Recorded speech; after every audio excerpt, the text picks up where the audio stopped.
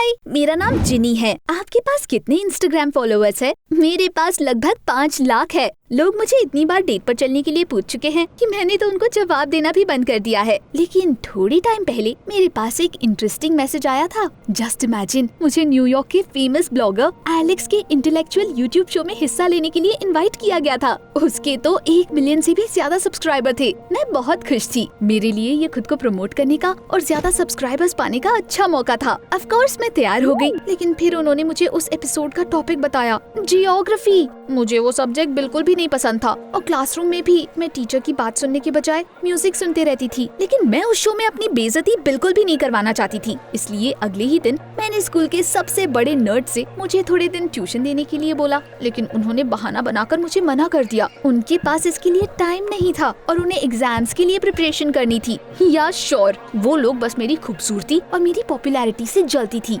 मैं उनसे लड़ना तो नहीं चाहती थी, लेकिन अचानक मेरे मुंह से निकल गया, you guys are just jealous of me, losers. इसकी वजह से मेरी क्लासमेट्स मुझसे नाराज हो गई और उन्होंने मुझे पूरी तरह से बॉयकॉट कर दिया। शुरू में मुझे इससे फर्क नहीं पड़ा, लेकिन जल्दी ही मेरी प्रॉब्लम शुरू हो गई। नर्ड्स मुझे कुछ भी कॉपी करने नहीं देती थी और टीचर के क्वेश्चन करने पर भी उन्होंने मेरी हेल्प करनी बंद कर दी थी। ऑफ कोर्स मुझे ये बिल्कुल भी अच्छा नहीं लगता था, लेकिन मैंने भी सोच लिया था कि मैं उनके बिना मैनेज कर रहूंगी। मैंने क्लास के दौरान उस शो के पिछले सारे एपिसोड्स देख डाले और वो सारे सवाल भी नोट कर लिए जो प्रेजेंटर ने पूछे थे। लेकिन वो कभी भी एक ही सवाल 2 बार नहीं पूछते थे, इसलिए इस बार भी ऐसा होने का कोई चांस नहीं था। फाइनली मैंने वो बेकार सा आइडिया ड्रॉप करके घर आकर गूगल पर ज्योग्राफी से जुड़े इंटरेस्टिंग फैक्ट्स ढूंढने शुरू कर दिए। लेकिन वहाँ पर इतनी ज्यादा इन्फॉर्मेशन थी कि पूछो ही मत। इनफैक्ट अलग अलग वेबसाइट्स पर अलग अलग फैक्ट्स थे। आखिर में मैंने कंफ्यूज्ड होकर लैपटॉप बंद कर दिया। ये तो बिल्कुल साफ था, I definitely wouldn't be able to do it all on my own. इसलिए अगले दिन मैं जियोग्राफी टीचर के पास गई और उन्हें मुझे पढ़ाने के लिए बोला, लेकिन उन्होंने मुझे ये बोलकर पोलाइटली मना कर दिया कि वो टेस्ट चेक करने में और दूसरे बच्चों को पढ़ाने में पहले से ही बहुत बिजी है। टीचर के वहाँ से जाने के बाद मैंने गुस्से में टेबल पर रखी किताबें फेंक दी और फूट फूट कर रो पड़ी। मेरा आखिरी प्लान भी फेल हो गया था। अब मेरे पास कोई रास्ता नहीं बचा था। लेकिन तभी अचानक मुझे दरवाजे के बाहर किसी के कदमों की आवाज सुनाई दी। I was really happy. मुझे लगा कि शायद टीचर को मेरे ऊपर दया आ गई होगी और अब वो मेरी मदद करने को तैयार होंगे। लेकिन उनके बजाय स्कूल का जैनिटर क्लासरूम में आ गया था। मिस्टर टॉरस ने कहा कि उन्होंने मेरी सारी बातें सुन ली थी और वो मेरी हेल्प कर सकते हैं। मुझे तो हंसी आ गई। एक जैनिटर को जियोग्राफी के बारे में क्या पता होगा। लेकिन मिस्टर टॉरस ने कहा, 90% of the world's population lives in the southern hemisphere and there are 6 million people on our planet overall. ये सुनकर हैरानी से मेरा मुंह खुला का खुला रह गया। मैं उनकी समझदारी भरी बातों से कन्विंस हो गई और उनसे पढ़ने को राजी हो गई। वैसे भी कोई और मेरी हेल्प करने को तैयार भी नहीं था। स्कूल के बाद मैं और मिस्टर टॉरस क्लास में ही रुकने लगे। वो मुझे ओशियंस, कॉन्टिनेंट्स एंड लोगों के बारे में बताते थे और बदले में साफ सफाई करने में मैं उनकी हेल्प करती थी। मुझे खुद पर बहुत प्राउड फील हो रहा था। आफ्टर ऑल फाइनली मुझे एक टीचर मिल गया और मुझे अपनी क्लासमेट्स के सामने इसके लिए भीख भी नहीं मांगनी पड़ी। स्कूल में मैंने उनके बॉयकॉट का जवाब देने का अच्छा तरीका ढूंढ निकाला था। मैं सबके सामने उन हाइपर सेंसिटिव लड़कियों का मजाक उड़ाती थी। They turned green with anger and whispered among themselves nastily. उनके साथ अच्छा ही हो रहा था। वैसे भी लोगों से जलना बुरी बात होती है। ऐसे ही एक हफ्ता बीत गया। उस टाइम के दौरान मुझे मिस्टर टॉरस से काफी कुछ सीखने को मिला। ज्योग्राफी उतनी भी बोरिंग नहीं थी जितना कि मुझे क्लास में लगता था। क्लासेस के दौरान मैं ज्यादा कॉन्फिडेंट फील करने लगी और एक बार तो मैं अपने से सबको अफ्रीका के बारे में बताने के लिए क्लास के सामने जाकर खड़ी हो गई थी। वहाँ खड़े होकर मैंने उन्हें वो सब बताना शुरू किया जो जैनिटर ने मुझे सिखाया था। लेकिन जितना मैं बोल रही थी, मेरे टीचर उतने ही ज्यादा सरप्राइज लग रहे थे। अफ्रीका में केवल अफ्रीकन लैंग्वेज बोली जाती है। वहाँ इतनी गर्मी होती है कि लोग वहाँ जाना ही नहीं चाहते, इसलिए उस देश में कोई और लैंग्वेज यूज ही नहीं की जाती। मेरी बातें सुनकर सारे लोग हंसने लगे और टीचर ने परेशान होकर बोला, जी नहीं, तुमने ये सारी बकवास बातें कहाँ से सीखी?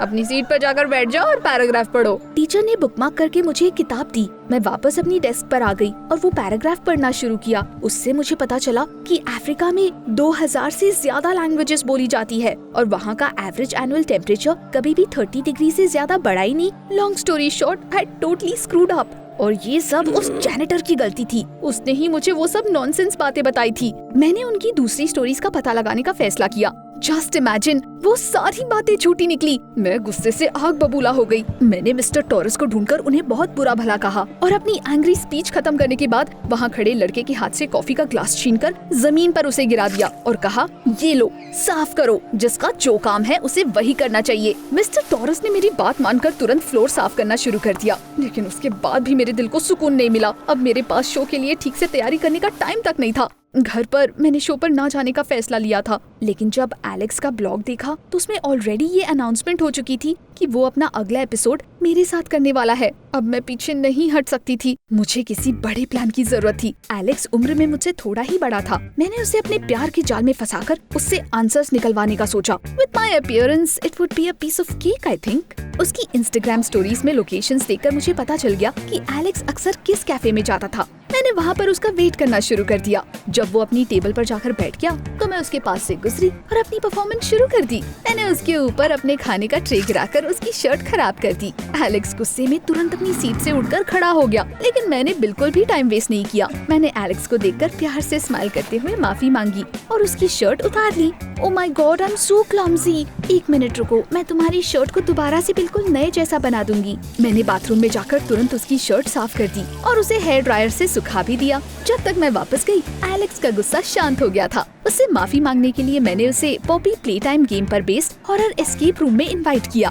ऑफ कोर्स वो भी मेरे प्लान का पार्ट ही था। जब ब्लू हगी वुगी मॉन्स्टर मेरा पीछा कर रहा था तब मैंने जानबूझकर एलेक्स का हाथ पकड़ लिया और उसके पीछे जाकर छिप गई। ऑब्वियसली उसे ये अच्छा लगा। गेम के बाद उसने मुझे सिनेमा और उसके बाद ट्रैम्पोलिन पार्क पर चलने के लिए इनवाइट किया। Alex turned out to be really cool और मुझे उससे ऐसे झूठ बोलना अच्छा नहीं लग रहा था। The things that we do for popularity. वैसे भी शो में अब बहुत कम टाइम बाकी रह गया था, इसलिए जब एलेक्स ने मुझे वापस वॉक पर चलने के लिए इनवाइट किया तो मैंने दुखी होकर कहा, मेरा वॉक पर जाने का बहुत मन है लेकिन मैं नहीं जा सकती। मुझे शो की तैयारी करनी है। मैं पूरा दिन किताबें पढ़ूंगी। I don't know anything about geography. मैंने लगातार 3 बार एलेक्स को ना कहने के लिए यही बहाना यूज किया। उसके बाद उसने हार मान ली। एक दिन वो मेरे घर पर चला आया और कहा कि वो मुझे मिस करता है और मेरे साथ टाइम स्पेंड करने के लिए कुछ भी करने को तैयार है। एलेक्स ने उन सारे क्वेश्चंस के आंसर्स भी भेज दिए जो शो पर मुझसे पूछे जाने वाले थे। मैं बड़ी मुश्किल से खुद को खुशी से उछलने से रोक पा रही थी। सच कहूँ तो किसी ब्लॉगर को धोखा देना उतना भी मुश्किल नहीं था। मैं न सिर्फ खूबसूरत थी बल्कि स्मार्ट भी थी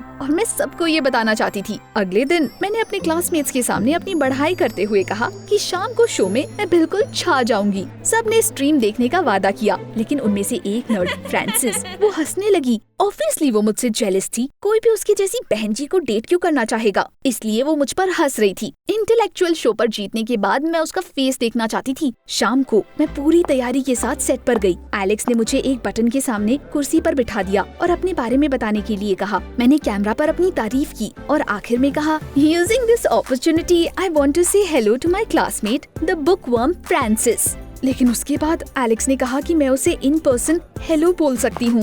फ्रांसिस स्टूडियो में आ गई और मेरे सामने वाली कुर्सी पर बैठ गई। मैंने ऐसा कुछ होने की बिल्कुल भी उम्मीद नहीं की थी। अब मुझे समझ आ गया था कि स्कूल में इतना क्यों हंस रही थी वो चश्मिश। वैसे जो भी हो, मैं उसे दिखा दूंगी कि कौन बेटर है। मैं बटन के और करीब आ गई ताकि सवाल पूछते ही जल्दी से मैं उसे दबा दूं और फ्रांसिस से आगे निकल जाऊं। आफ्टर ऑल मैंने पहले ही सारे आंसर्स याद जो कर लिए थे, लेकिन एलेक्स ने अचानक बिल्कुल अलग सवाल पूछने शुरू कर दिए। मेरा दिल जोर जोर से धड़क रहा था। फ्रांसिस ने सही जवाब दिया और फिर ऐसे ही चलता रहा। इससे पहले कि मैं सवाल समझ पाती, फ्रांसिस का बटन जल जाता था। स्टूडियो में मौजूद लोग आपस में कानाफूसी कर रहे थे और मेरी क्लासमेट बस गंदे तरीके से स्माइल किए जा रही थी। Have you guys already guessed how it ended? Of course वो जीत गई, वो भी 20-0 के शानदार स्कोर के साथ। मैं बहुत ज्यादा दुखी थी। आखिर में लकी विनर ने कुछ शब्द कहने की इजाजत मांगी। मुझे यकीन था कि अब वो मुझे ह्यूमिलिएट करने वाली है, लेकिन फ्रांसिस ने जो कहा उससे मैं हैरान रह गई। मैं अपने ग्रैंडफादर मिस्टर टॉरस को हेलो कहना चाहती हूँ। अभी वो मेरे स्कूल में जैनिटर का काम करते हैं, लेकिन पहले वो एक बेहतरीन ट्रैवलर हुआ करते थे।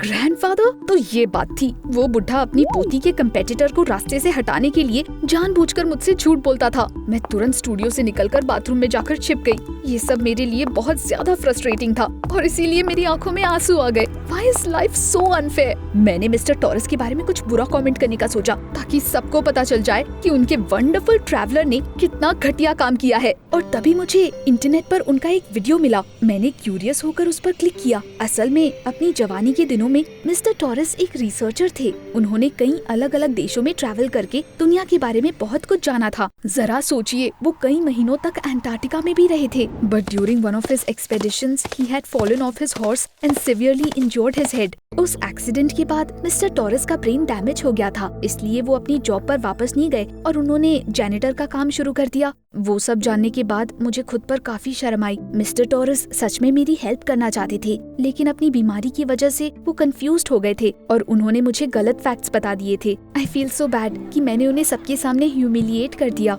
इसलिए फ्रांसिस मुझसे अपने ग्रैंडफादर की बेइज्जती का बदला ले रही थी, लेकिन उसने एलेक्स के पास जाकर उसे स्क्रिप्ट चेंज करने के लिए कैसे मनाया। मैं आंसू पोंछकर बाथरूम से बाहर आई। हॉल में फ्रांसिस और एलेक्स कुछ डिस्कस कर रहे थे। मैं उनकी बात सुनने के लिए एक पिलर के पीछे जाकर छिप गई, लेकिन वो दोनों इतना धीरे बात कर रहे थे कि मुझे कुछ भी सुनाई नहीं दे रहा था। तभी मैंने देखा कि एलेक्स अपना लेवलियर माइक्रोफोन उतारना भूल गया है और मुझे समझ आ गया कि अब मुझे क्या करना है। मैं दौड़कर कंट्रोल रूम में गई और कंट्रोल पैनल पर बैठे हुए लड़के से चिल्लाकर बोला, अरे तुम अभी तक यहीं हो, जल्दी करो और भागकर सेट पर जाओ, वहाँ कोई सीरियस साउंड इशू हो गया है। मेरी बात सुनकर वो साउंड इंजीनियर इतना डर गया कि मुझे रूम से बाहर निकालना भी भूल गया। उसके जाने के बाद मैंने हेडफोन्स लगाया और कैमरास पर एलेक्स और फ्रांसिस को ढूंढा। वैसे वो किस बारे में बात कर रहे थे? सबसे पहले मुझे फ्रांसिस की घटिया आवाज सुनाई दी। I knew what I was doing when I followed her and filmed that video in the cafe. Alex ने जवाब दिया, मेरी आंखें खोलने के लिए थैंक्स। मुझे लगा हम अचानक मिले और वो सच में मुझे लाइक करती है, लेकिन वो तो बस मुझे यूज कर रही थी।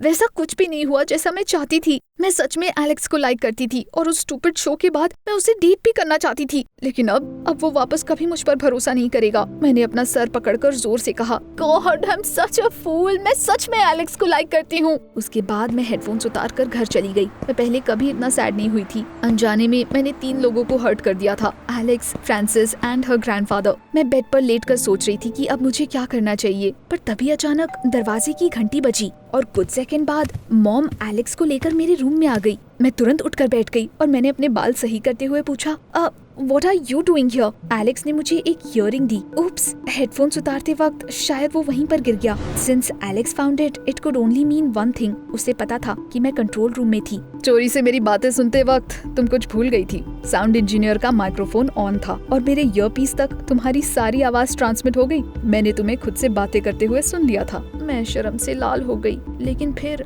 एलेक्स ने बात संभालते हुए कहा, You know what? You are the craziest girl I know. हम दोनों हंस पड़े और उसके बाद हमने बहुत देर तक बातें की। एलेक्स ने मुझे फिर से वॉक पर चलने के लिए इनवाइट किया और इस बार मैंने कोई स्टूपिड बहाना नहीं बनाया। अब मुझे बस मिस्टर टॉरस से सॉरी बोलना था। अगले दिन मैं जल्दी स्कूल आ गई और वो मुझे एक क्लासरूम में मिल गए। मैंने अपने बुरे बर्ताव के लिए उनसे माफी मांगी और साफ सफाई में उनकी हेल्प की। The kind old man treated me to tea and sweets. सब कुछ अच्छा हो गया था। अब बस एक प्रॉब्लम रह गई थी, शो का वो ह्यूमिलिएटिंग एपिसोड। मुझे इतनी शर्म आ रही थी कि मैं एलेक्स का ब्लॉग देखने से भी डर रही थी। लोग पक्का मुझे हेट करते। जब मेरे क्लासमेट्स अंदर आए तब मुझे लग रहा था कि वो मुझे चिढ़ाने के लिए मुझ पर कमेंट्स करेंगे। आफ्टर ऑल उन्होंने पूरा लाइव स्ट्रीम जो देखा था, लेकिन पता नहीं क्यों किसी ने कुछ भी नहीं बोला। मैंने हिम्मत जुटाकर वो ब्लॉग खोला, लेकिन हैरानी की बात तो ये थी कि वहाँ पर मेरा वाला एपिसोड था ही नहीं। बट क्यों? मैंने फ्रांसिस से इस बारे में पूछा। मैं बस तुम्हें सबक सिखाना चाहती थी, तुम्हें ह्यूमिलिएट करने का मेरा कोई इरादा नहीं था।